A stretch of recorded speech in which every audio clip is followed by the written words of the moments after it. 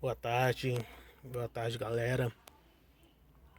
Eu tenho um New Festa 2015, 60 mil quilômetros rodados, né? E quem tem Fiesta sabe que ele dá um barulhinho, e faz um barulhinho no motor. Então eu comprei esse Motorcat 100,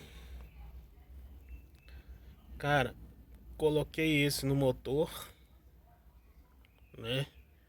Coloquei isso, deu uma diferença muito boa, reduziu aquele barulhinho que parece ser tucho, reduziu mesmo.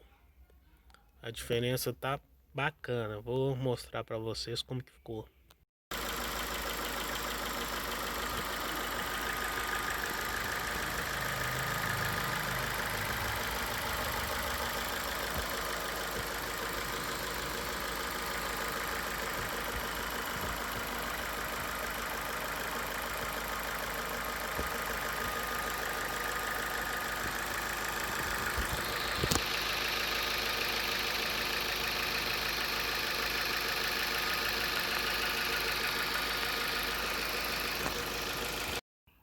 Então é isso.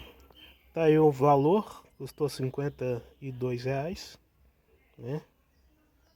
Bem barato. Achei muito barato.